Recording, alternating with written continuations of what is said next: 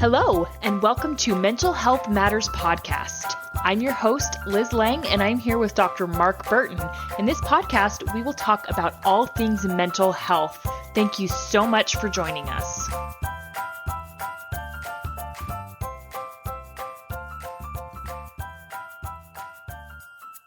Hey guys, Liz Lang here with Dr. Mark Burton, and this week we're going to get into cognitive bias, and I think it's going to be a really interesting topic of conversation because it's something that everybody can relate to and everybody falls into. I think we all have cognitive bias, and I think really you could just probably shorten this to just biases, because everybody is biased about something, but we're going to talk about how it happens, why it happens. Right. It's a little bit different though than bias, say, if you're biased, say, against another race. Okay. It's different. And I'll explain how. So in this context, the cognitive bias is a subconscious. See, I think that's one of the difference, because often if you find someone who's racist, it's a very conscious act.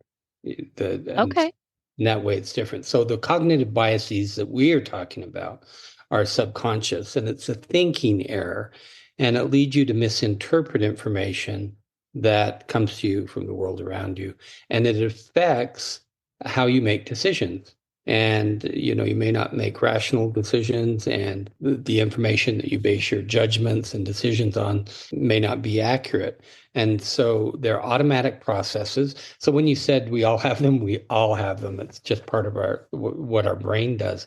Yeah. I think the one thing I want to say about the brain, I'm always amazed at the brain, and sometimes it is curious in that it causes us some problems. But in this regard, the brain is set up to do things quickly.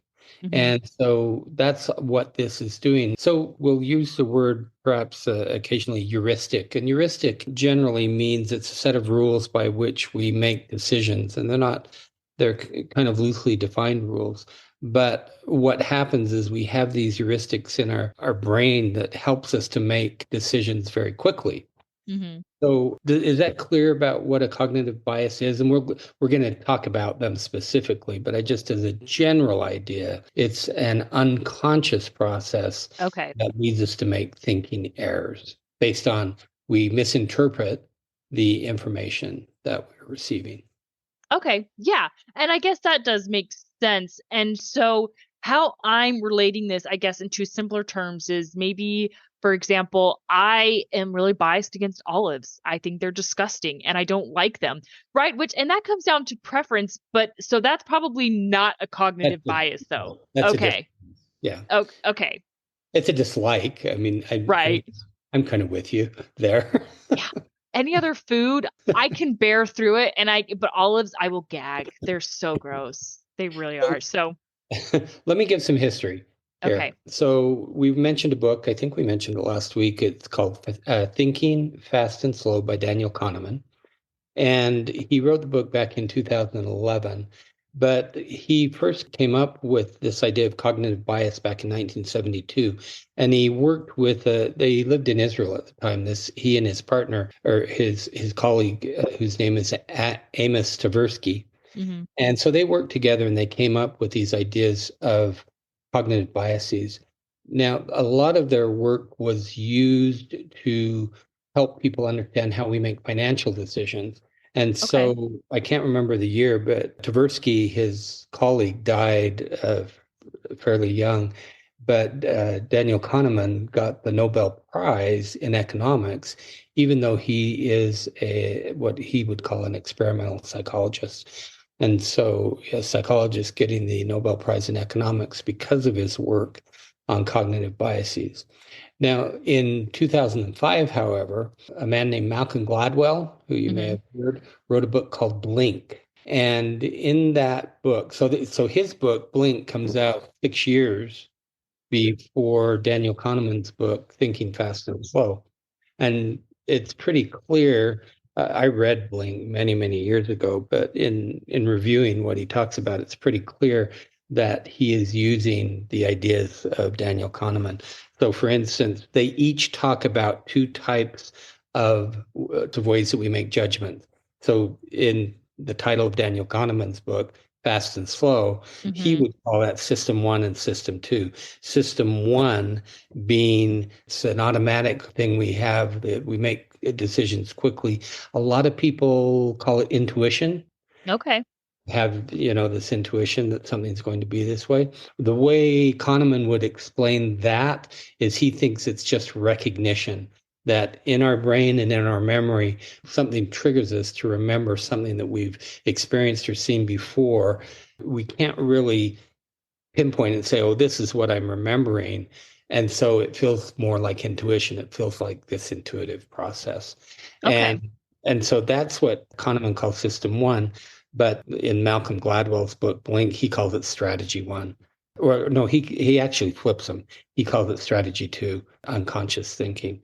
And then system two is that's what Kahneman calls it, and that's his conscious thinking, where you're really focusing on all the information. You're being more deliberate in how you make a decision, and I think that it's pretty clear to me as I listen to Kahneman talk about this that he really thinks that that system two is the better way.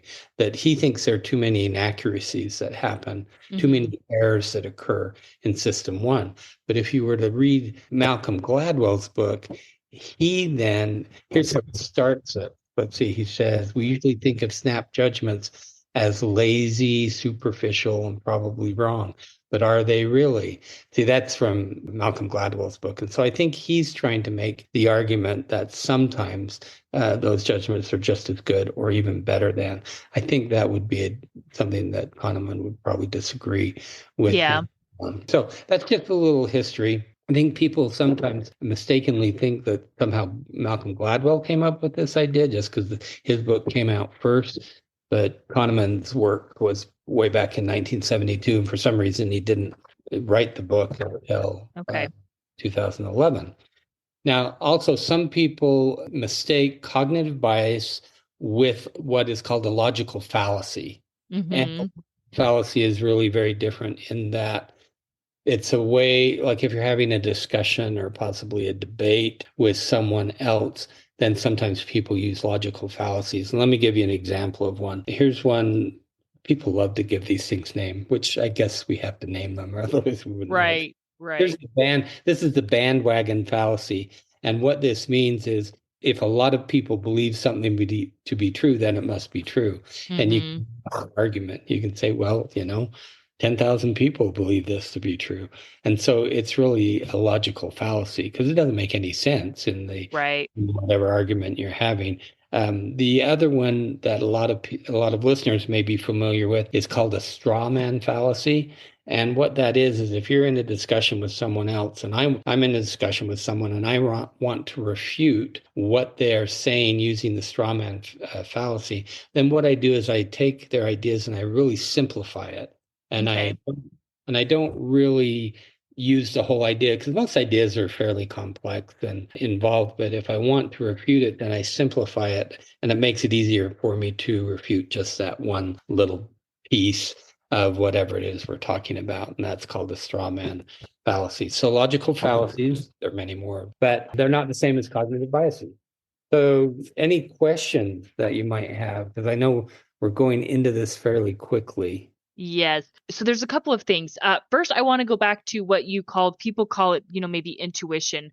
Uh-huh. So let's talk about intuition and instinct. And when you were talking about this, I immediately went to motherhood and how instinctive it is. When you become a mother, it's so instinctive to take care of this baby, right? I mean, and, a lot of it is basics and a lot of it, I guess, people show you how.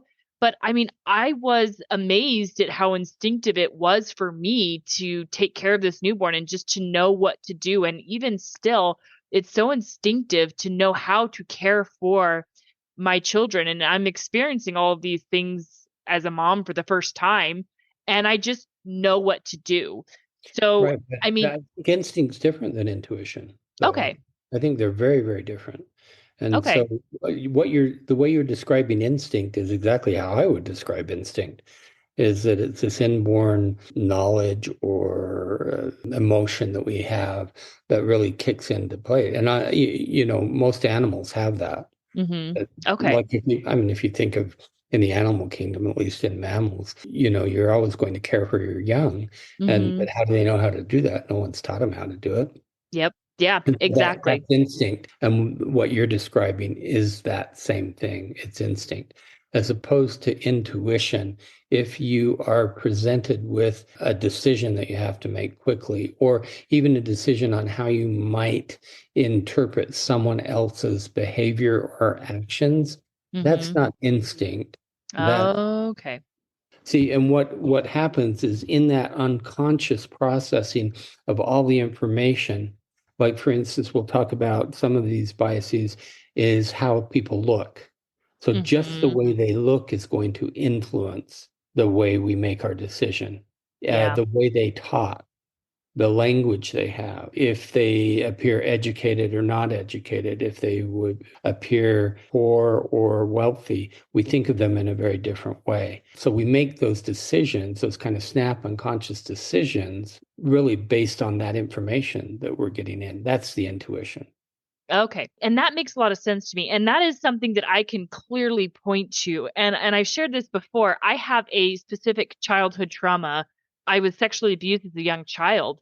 And Yeah. so and I am very much aware of this cognitive bias, but I am triggered by people who have a certain look and who Hmm. have certain mannerisms. They trigger me. And I Yeah. worked very, very hard, and I still work very hard to overcome that and to not outwardly appear uncomfortable. But I mean, people who remind me of this person who molested me as a young child, it's a cognitive bias and it's very triggering to me. And, that's not necessarily something we can control. I don't think it's necessarily an excuse to treat people poorly. It's good for us to be aware of these cognitive biases that we could have. That is a perfect example of the halo effect.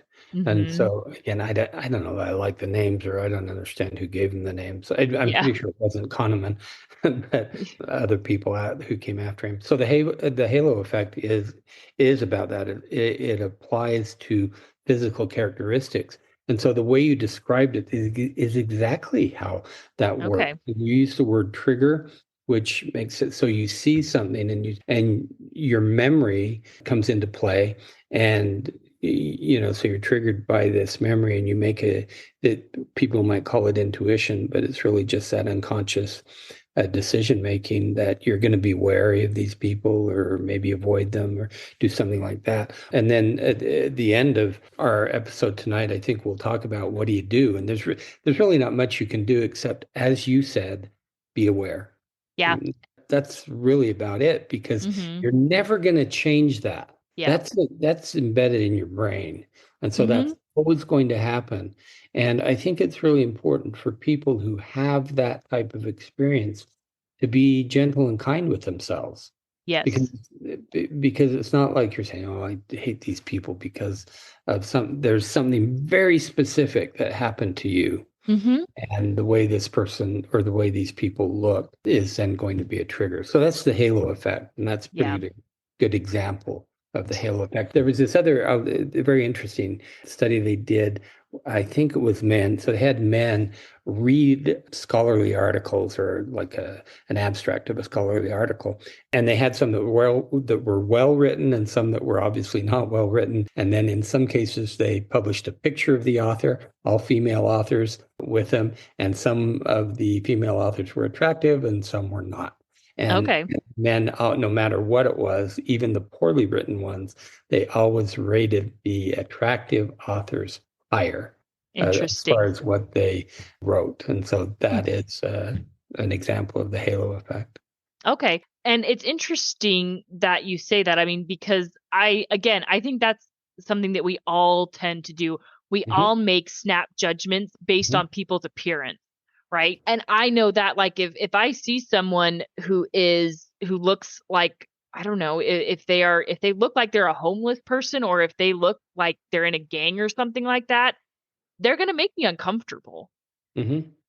But whereas if I see someone who's in a business suit and who is very professional and who is well dressed, I mean, I'm not just going to immediately trust them, but I'm not going to be uncomfortable meeting them for the first time. And again, that all has to do with experience and what we're taught, right? And we're not advocating that these cognitive biases are an excuse for poor treatment of anybody, because I honestly believe that everybody deserves kindness and respect. And, yes, I have a cognitive bias against people who have a specific look, but it doesn't mean I treat them the way I'm feeling. Like I don't let my anxiety show, and I don't try to avoid them, or I'm not cruel to them, or I don't say, no, no, no, I can't associate with you because you scare me. Now, another thing that I wanted to talk about when I first read this halo effect. So you said that it especially applies to physical attractiveness, influencing how you rate their qualities. And maybe this is different, but this makes me think of when it comes to physical attraction, at least for me. And I guess obviously Curtis is the most physically attractive person to me that I know. I am highly, highly, highly physically attracted to him. But that developed over time. Curtis and I did not have that. I mean, neither one of us experienced that, oh my goodness, this person's drop dead gorgeous. Neither one of us experienced that. But over time, we've developed a deep connection, and we're obviously very physically attracted to each other. So is that, I guess, maybe the opposite of the halo effect as far as the cognitive bias, or where does that fall into it? I think you're talking about something different because you're Okay. talking about romantic attractiveness. Like if you walk down the street, you're going to be able to say that person's attractive, that person's Right. not. Mm-hmm. That's what it's referring to. What Okay. you're talking about, though, is attractiveness in a romantic partner, which I think is very, very different. There are other things that come into play for that. There's a lot of things like, I mean, the biggest one that we aren't aware of is smell and Mm-hmm. pheromones that play into that. So that's not what this is talking about. Okay. A piece. But here's the saying. Do you know the saying that comes to mind? I mean, it came Love at first sight. not for that. It's for Okay. the halo effect. Do not judge a book by its cover. Cover. Yep. Yep. And so I think you have to be really careful. I had my own experience with this, and this was many years ago. I was painting, I was putting something out on our deck, and I was standing on a ladder, and this big spider came and it startled me, and I stepped off the ladder. And what happened is I ruptured, it's called rupturing my quadricep tendon, which Mm. essentially means your leg doesn't work anymore because there's nothing that lets your quadricep muscle work. So a friend took me to the hospital. I'm at University Hospital. I think that's where we went. And can you imagine how I was dressed? I was in these ratty Levi's with holes. I had paint all over. I had I don't know what type of t-shirt I was wearing, but I was outside painting. Yeah. And I had probably been painting for most of the day. And so I'm sure my hair looked crazy and I probably had paint on me. I didn't look well kept. Yeah. And they put me in a wheelchair. They wheeled me in and I didn't get in a room. I stayed in the hall. I was in the hall for about 2 hours. I'm making an assumption that it was because of the way I looked. But the Mm-hmm. only way that it changed was my father-in-law had a really good friend who was a very well-regarded children's surgeon. And so everybody knew who this guy was. And he got wind of it and he walked over. So he came over from primary children's over to the University of Hospital. And as soon as he walked in and he talked to somebody and boom, I was in a room right then Yeah. being Yeah. looked at. But otherwise, I don't know what they thought of me. I was kind of out of it because I just Mm-hmm. had this accident, but I was sitting in a wheelchair for a very long time. Yeah. And part of that too could just be that, I mean, hospitals are genuinely a busy place, Yeah. but it could too have been the way you were dressed and the way you looked. And that's why in certain instances, especially in the medical field, you're not supposed to discriminate. I mean, you're not supposed to put things like looks, like you're supposed to treat everybody very equally. And I Yeah. agree with that. Now, when it comes to, I don't know, our interactions with people that are, I guess, ephemeral, right? If I'm walking down the street and I see someone, I'm going to make a snap judgment. And we all will. We all make these snap judgments. And, I think it's a little more excusable. Now, it doesn't excuse how you decide to treat this person, right? But it's different, right? I mean, whereas, I don't know, if I'm a nurse and I see someone who comes into a hospital or into a medical setting, I need to be unbiased. I need to put my biases aside. Whereas if I'm just meeting some random person on the street. That's true. And what you're describing is that system one or Hmm. the fast thinking. But I think what Kahneman would say is that your chance of being wrong is pretty high. Okay. That your chance of making an inaccurate judgment about the person is pretty high. And, Okay. in my own example in the hospital, it changed as soon as the doctor walked in, the other doctor who was Yep. a friend of my father-in-law's, immediately changed. I like your description though, because it really shows that we all do it. Yeah. You're absolutely right about that, is Hmm. we all make these snap judgments. And so the only way around that is to catch yourself and think twice. And I try and do this with people I see. Hmm. And this might have to do with the work that I do because I hear all these people's stories. Yeah. And so I think everyone has a story. Hmm. Everyone has a background, and we just don't know it. And so when we're walking down the street, we have no idea what this person has gone through Yeah. and or what their life history is. Hmm. Let's move on to a couple of others. The one I wanted to talk about next is called confirmation bias.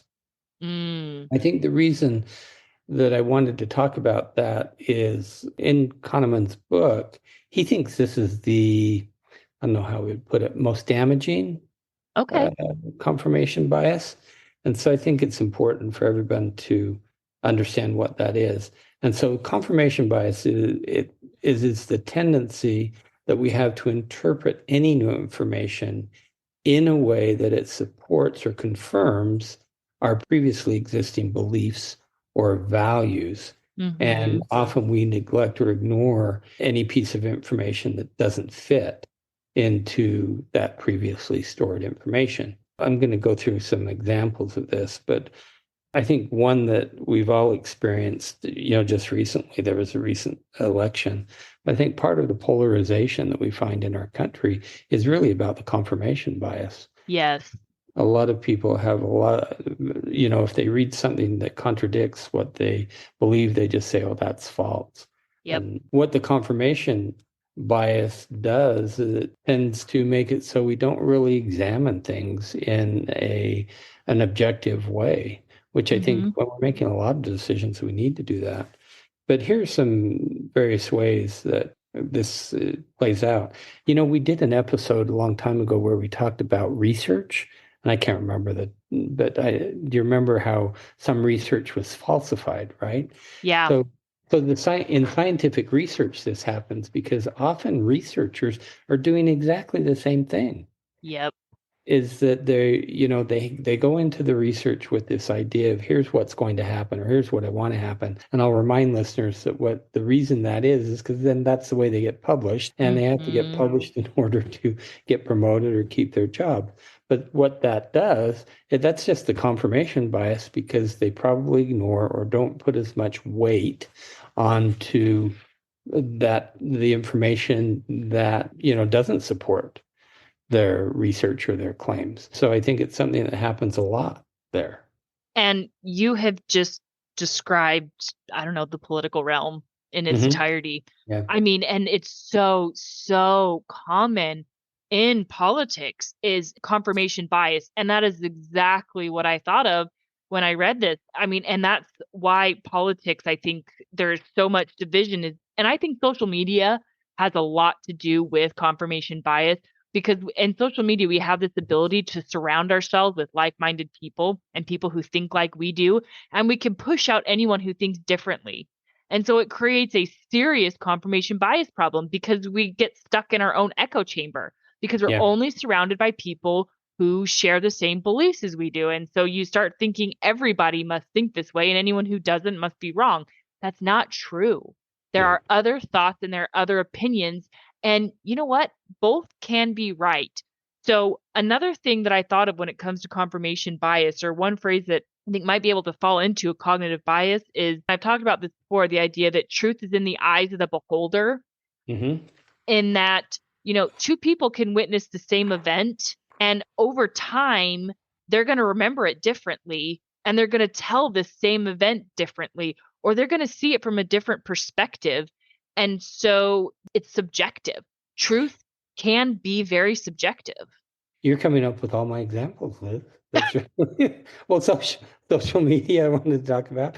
Social media, that problem is really amplified by the artificial intelligence that guides Yeah. it because it's leading people, into that confirmation bias. But eyewitness accounts, that's why eyewitness accounts, you have to be very careful Yeah. because the way we construct memories Yep. of events is very different. And it's based on, I think I've talked about the filters we all get from past experience, the lens through which we see the world.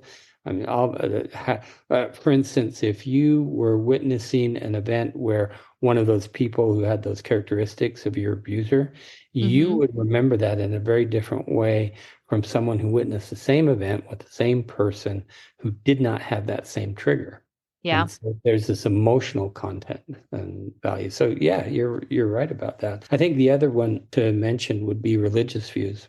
Mm-hmm. I think that, religion throughout the world is something that divides a lot of people. I mean, if you think about all the wars or conflicts that have been waged in the name of religion, where a group of people are thinking, my ideas, my values, my religious views, or my concept of a God is the right one and everyone else is wrong. And so, again, that's confirmation bias, is that Mm-hmm. it's very hard to think about anyone else's ideas as having value to them. Yeah. I think the only way to counteract that is just to let go of the idea that you're right, or Hmm. that there's only one way to be right. There's only one truth, right? I mean, and I'm not saying to let go of your beliefs. I mean, as a deeply religious person, I mean, I have truths that I believe very, very deeply. I mean, my religious traditions are very, very dear to me and I hold very closely to them, but it doesn't mean that I discount other people's beliefs. I don't discount other people's feelings. It's okay that somebody believes and thinks differently than me. In fact, it occurs inside my own religion. And, I accept that. I have to accept that. We all have to accept that, or at least we all need to. We'll get along a lot better if we did. Right. But you realize, Liz, that there are many people who don't do that. And fundamental to many religions, I mean, it's hard to say which ones, is this Hmm. idea that it is the one true religion. Yeah. And so, if you have the backing of God behind you, it's really hard Right. to think that you need to either listen to anyone else or even think about other ideas. And so I think it's one of the major problems in many religious communities is the inability to look at other people's ideas as being valid for them. It doesn't, and I'm Hmm. not, it has to be valid for you. It's just that Yeah. there are many ways to lead a happy and fulfilling life, Hmm. and it doesn't have to be the same for everyone. So, Oh yeah, exactly. And I very firmly believe that. I mean, I love living my religious lifestyle and I want everybody to have that same experience. I think everybody should have that same opportunity. Live your life in a way that allows you to be happy, whatever's best for you. And I think if as a human being, as long as it's not directly impacting other people negatively, just let them live their life. I don't know why you have to be hateful or upset because somebody chooses to live their life a certain way when it has absolutely no bearing on you. right. And I feel like this can get a little sticky when you delve into the realm of politics because then people say, well, the way you vote has an effect on my life. It's like, I don't know. I think I yeah. remember many years ago. This is a long time ago. You probably weren't old enough to even think about this kind of stuff. But Hmm. I think there was. I can't remember who was president. Maybe it was Clinton. Okay. And I can't even remember the guy who came in, and it's called the Contract for America. And they came in and they took both houses of Congress, and so they took over the Republicans. So Clinton's a Democrat, and Hmm. midway, through the term, Newt Gingrich was the guy, and he's still in the news every once in a while. Anyway, he led this kind of, it wasn't really, you wouldn't call it a revolution, but they took over the House and the Senate. And I remember I had a colleague who was just devastated about Hmm. that. and like really despondent over this whole thing. Like, okay, the Yeah. country's going to go down the wrong way. And what I still think this today, and what I try to help her see is like the country is like this gigantic ship that is really hard to change direction on. Yeah. And and so to think that, okay, all of a sudden everything's going to change is just, it's not accurate. Yeah. It Yeah. takes a lot of time to change. We're 300 million people in 50 buried states. It's just not Hmm. that easy. Anyway, I think you're right, is that we have to maintain some perspective. Yeah. Anyway, I'd like to mention a couple of others because we're going to run out of time, aren't we? Hmm. Yep. Yep. Which is that's typical for us, right? Uh-huh. Very, Okay. very typical. So Yep. self-serving bias. I think this is an interesting one. This is the tendency to blame external forces when bad things happen to us, Hmm. and then to credit ourselves when good things happen to us. Okay.